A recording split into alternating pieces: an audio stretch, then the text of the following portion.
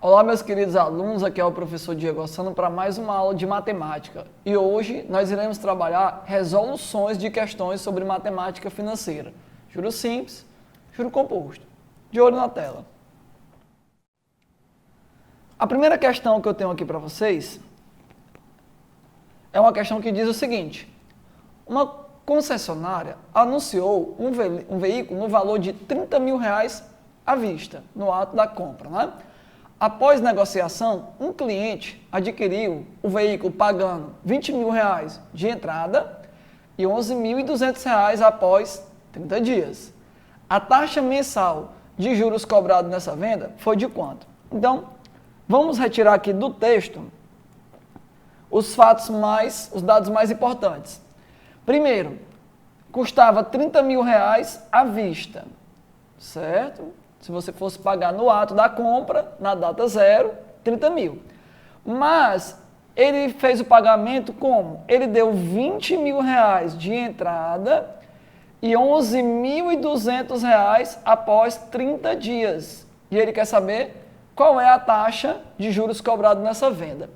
Primeiro, ele não fala se os juros é simples ou composto, mas eu queria que você entendesse uma coisa. Toda vez em que a unidade de tempo for igual a 1, o juro simples será igual ao juro composto. Não tem diferença, tá? Então, você pode aplicar aqui juro simples ou juro composto. Só que para resolver esse tipo de questão, tem 3 situações. Eu vou fazer da situação geral. Olha como eu gosto de resolver essa questão. Olha para a dica que eu vou dar para vocês. Eu vou fazer um fluxo de caixa que não é muito comum os professores do Brasil ensinar, mas eu gosto de fazer assim, ó. Eu vou colocar uma setinha para cima, tá? Indicando que para cima é o valor que você está devendo, é a compra que você vai fazer. Então, é uma compra de R$30 mil. Beleza?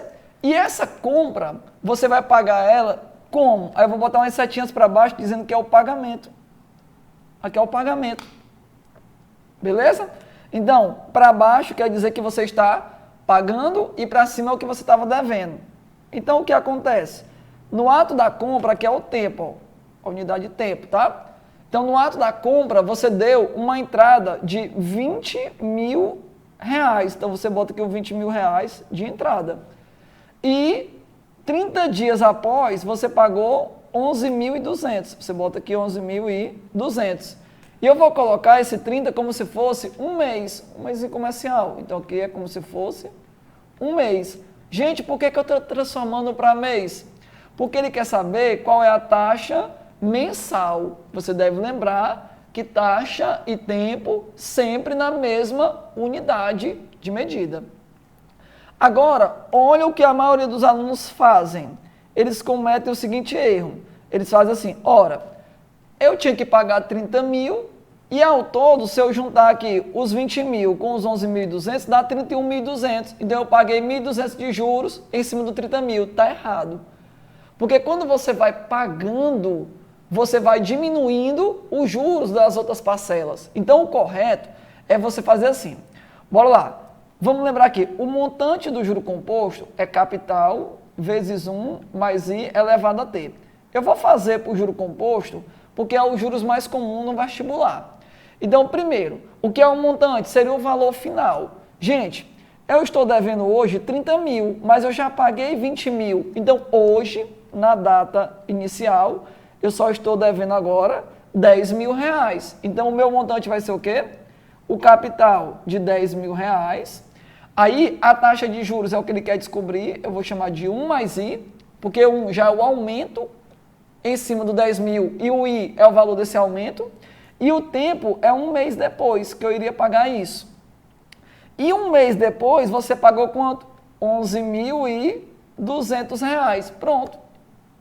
Então, esse camarada aqui, é o quê? É o montante que você está pagando, né? Com juros. E esse aqui é o valor final. Então, o que é que eu vou falar para vocês? Que eu posso pegar esse 10 mil e jogar para o segundo membro. Vamos jogar ele para o segundo membro aí, professor? Bora. Vai ficar 1 mais I elevado a 1 é o próprio valor, igual a quanto? 11.200 dividido por 10 mil. Cancela 2 zeros com 2 zeros e dividir por 100, a vírgula volta 2 casas. Então fica 1 mais I igual a 1,12. Esse 1 que está somando vai para o segundo membro subtraindo. Então o meu I aqui dá 0,12. Só que isso é taxa unitária. Então eu posso dizer que esse I aqui vale quanto? 12% ao mês. Está aqui o nosso gabarito, letra D de dado. Professor, eu não iria falar assim não. Lembre-se, aqui é o valor que você está devendo, é tipo o valor da compra, e aqui são os meus pagamentos. Eu queria que você aprendesse a fazer a questão assim, porque ela te salva quando as questões forem mais complexas, tá bom? Aprende logo, amiguinho, aprende. Agora, eu queria dar uma dica para vocês. Olha aqui uma dica que eu vou dar para vocês. Uma dica muito importante. Quando for só com um período, tu pode pensar assim. Pessoal, bora pensar assim. Eu estou devendo 30 mil, mas eu paguei 20. Então, hoje eu estou devendo 10 mil. E eu irei pagar quanto? 11.200. Então, hoje, os 10 mil equivale a quanto? A 100%. E 11.200 quer dizer que passou R$1.200 de juros. Esse cara aqui vale quanto? X. Faço o produto dos meus pelos extremos. Eu vou poder cancelar 2 zeros de cima com 2 zeros de baixo, ó. Eu vou poder cancelar o 2 zeros do 100 com os 2 zeros daqui. Então, o meu X aqui vai dar o quê? 12%. Olha aí, eu também posso aplicar aí a regrinha de 3. Lembrando que aqui é ao mês. Esse primeiro modo aqui é mais fácil do que esse segundo modo. Mas se eu fosse pagar com 3, 4 prestações, o primeiro modo não seria mais interessante. Então, fica a dicasinha aí para vocês, tá? Vamos para a questão de número 2. O que diz a questão de número 2 aqui, ó? Diz o seguinte: a chegada da televisão no Brasil facilitou o acesso à informação. Com o avanço da tecnologia, os aparelhos estão cada dia mais modernos e, consequentemente, mais caros. Um consumidor deseja adquirir uma televisão com tecnologia de última geração. Enquanto aguarda o preço da televisão baixar, ele aplica o capital disponível de R$3.000 a juros simples, de 0,8% ao mês. É uma instituição financeira. Por um período de 18 meses. O montante ao final desse período é... Gente, toda vez que os juros for simples, você pode fazer a questão iniciando como? Iniciando pela forma dos juros, que é igual a quem? A CIT. Tá? Começa por aqui, que é mais fácil. Então vamos lá. Qual é os juros da aplicação? É o capital de R$3.000, vou botar aqui, ó, vezes a taxa, que é de 0,8%, então eu vou dividir por 100, e o tempo será de 18 meses. Galera, aí o que vai acontecer? Eu posso muito bem simplificar 2 zeros do numerador com 2 zeros do denominador. Esse zerozinho aqui, ó, ele faz essa vírgula deslocar uma casa para a direita. Então, meus juros vai ser de quem? 3 vezes 8 vezes 18. Então, o meu juros dessa aplicação aí será de quanto? R$432. Gente, e o que é R$432? Ora, é os juros. Mas é isso daqui que finaliza a questão? Não, porque o montante final, você sempre deve lembrar que é capital mais juros. O montante é o capital mais os juros. Então, o meu montante é quem? R$3.000 mais 432. Logo, o meu montante será de R$3.432. Gabarito, letra D de dado. Agora, cuidado. Existe uma fórmula já pronta para o montante do juro composto. Vamos lá. Se você quiser, ó, vai ficar o montante é capital vezes 1 mais I vezes o tempo embaixo, quando é simples. Então, meu montante seria de quanto? R$3.000. A taxa de 0,8 sobre 100, eu já vou dividir por 100, né? Então, 0,8% é 0,8 dividido por 100. Então, vai dar 0,008. A vírgula vai voltar 2 vezes. Tá? E o tempo dele é de 18 meses. Tranquilo? Então, esse montante aqui daria 3.432 se você fizesse a continha direitinho. Tranquilo? Então, deixa eu sair um pouquinho aqui do meio, ó, que o 18 ficou apertadinho aí, mas fica ligado. Eu prefiro fazer a questão do primeiro modo. Toda vez que for juros simples, você começa calculando logo os juros para depois achar o montante. Toda vez que for o juro composto, você acha primeiro o montante para depois calcular os juros, tá bom? Então vamos aí para a questão de número 3. O que diz aqui a nossa questão de número 3? Em 2000, certo país da América Latina pediu um empréstimo de $1 milhão ao FMI, que é o Fundo Monetário Internacional, para pagar em 100 anos. Porém, por problemas políticos e de corrupção, nada foi pago até hoje e a dívida foi sendo rolada com uma taxação de juros compostos de 8,5% ao ano. Determine o valor da dívida no corrente ano de 2015 e use 1,085 elevado a 5 com uma aproximação de 1,5. Gente, o ano que ele está falando na questão é 2000. Se é um ano de 2000 e ele vai querer no ano de 2015, o que é que você deve perceber? Que 2015 será um tempo igual a 15 anos depois. Gente, 8,5% é 8,5 sobre 100. A vírgula vai voltar 2 casas, vai ficar 0,085. Então, bora lá. Se é juro composto, o meu montante é quem? Capital vezes 1 mais I elevado a T. Cara, aprende essa fórmula. Sabe por quê? Ela vai ser cobrada também lá em função exponencial, em progressão geométrica. Você pode resolver assim, tá? Então, memoriza essa formulazinha aqui, ou então pensa em aumentos sucessivos, que é a mesma coisa. Então, o meu montante aqui vai ser quanto? O capital é de $1 milhão, então é 1 vezes 10 elevado a 6, aí 1 mais 0,085 e o tempo é 15. Então eu vou deixar aqui esse 1 vezes 10 a 6, eu não vou mexer com ele não, porque as alternativas estão em milhões, tá? Então aqui vai ficar 1,085 elevado a 15. Galera, o que eu devo fazer aqui agora? Eu não tenho condição de calcular essa potência, é muito grande. Então, eu vou tentar usar o que eu sei de potência, matemática básica. Então, vamos lá. Gente, olha o que eu posso fazer. A elevado a m elevado a n é a mesma coisa de A elevado a m vezes n. Então, eu posso transformar aqui esse 15 em um produto com o fator 5. Então, eu vou escrever aqui como? Ora, mas rapaz, eu vou escrever assim, ó. O montante é 10 elevado a 6 vezes 1,085 elevado a 5, que é o que ele me deu na questão aqui, ó. E tudo isso elevado a quanto? A 3. Porque o 5 com o 3 multiplica de acordo com a propriedade que eu mostrei aqui para vocês.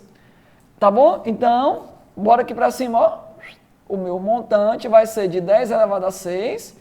Aí, galera, você substitui isso daqui por 1,5 elevado a 3. Aí, agora, é você multiplicar 1,5 elevado a 3. Professor, eu não vou multiplicar isso não, porque eu não sou menino. 1,5 elevado a 3 não vai dar 1,2, não vai dar 2,2, não vai dar 2,47, nem vai dar 2. Então, por eliminação, é a letra C, que é 3,375 vezes 10 elevado a 6. E esse 10 elevado a 6 indica o quê? A casa dos milhões. Eu não sou menino, olha para as alternativas. Tu é doido, meu irmão? Fica de olho, não vai perder tempo não. Então, vamos lá para a questão de número 4. O que diz a questão de número 4? Uma questão muito interessante mesmo. E ela fala de gráfico, né? Vamos lá, questão 4. O gráfico a seguir representa as evoluções no tempo do montante do juro simples, tá? E o montante do juro composto. ambos a uma mesma taxa de juros. O M é dado em unidades monetárias e o T é na mesma medida de unidade de tempo que se refere à taxa de juros. Analisando-se o gráfico, conclui-se que para o credor é mais vantajoso emprestar a que juros? Gente, o credor é o cara que empresta. Então, para a pessoa que vai te emprestar, para ela é mais vantajoso cobrar o quê? Mais juros. Aí o aluno morreu, vou marcar a letra A, porque o juro composto sempre é mais caro. Já errou e tem que tomar muito cuidado. Você deve tomar cuidado com essa pegadinha. O que você deve perceber? Que o montante dos juros compostos é quem? O capital vezes 1 mais I elevado a T. E o montante dos juros simples é capital vezes 1 mais IT. Então, se você fizer o tempo igual a 1, nos dois casos, aplicando o mesmo capital e a mesma taxa, como ele falou aí, esses dois resultados aqui, eles sempre serão o quê? Iguais. Então, aprende isso. Quando o período de tempo é igual a 1, os dois juros são iguais. Tá? Olha o gráfico que ele deu aí bonzinho ainda. Ó. O juro simples é uma reta, porque está associado o quê? A função afim e a progressão aritmética. O juro composto é uma curva, está associado a quem? A função exponencial e está associado também à progressão geométrica, uma aplicação forte, né? E aí eles se encontraram nesse ponto, e esse ponto aqui é o tempo igual a 1. Então quer dizer o quê? Bora ligar aqui para o montante, ó, que nesse ponto igual a 1, o montante do juro composto é igualzinho ao montante dos juros simples. Aí o que vai acontecer? Se eu pegar um período de tempo aqui, ó, menor do que 1, ó, o tempo aqui, ó, menor do que 1, observe que a reta está acima da curva. Então quer dizer que nesse intervalo aqui, o montante do juro simples é maior do que o montante do juro composto. E para finalizar aqui, colocar de azulzinho aqui, né, ó, se eu pegar um período de tempo maior do que 1 aqui, ó, maior do que 1, esse período de tempo, olha aí, ó, a curva vai estar acima da reta. Então quer dizer que nesse período aqui, o montante do juro composto sempre vai ser maior do que o montante do juro simples. Gente, na verdade, o juro simples no dia a dia não tem aplicação nenhuma, não faz nem muito sentido, mas cai no vestibular.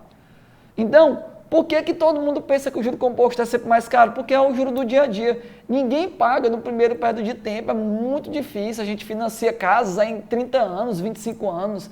A gente financia carro em 5 anos. No cartão de crédito a gente paga em 10 meses, 12 meses. A gente não paga com um mês, é difícil. Então é juro composto. Aí vamos lá. O que é que eu posso analisar? Bora lá. Letra A diz o quê? Composto sempre, falso. Galera, quando aparecer essa palavrinha sempre aqui, toma cuidado. Aí, ó, é composto se o período do empréstimo for menor do que a unidade de tempo. Ora, se for menor do que a unidade de tempo, o simples é maior, falso. Simples, sempre está errado, né? Tem tempo que ele é maior, que é igual. Aí, simples, se o período de tempo for maior do que a unidade, não, né? E letra E, só sobrou ela, né?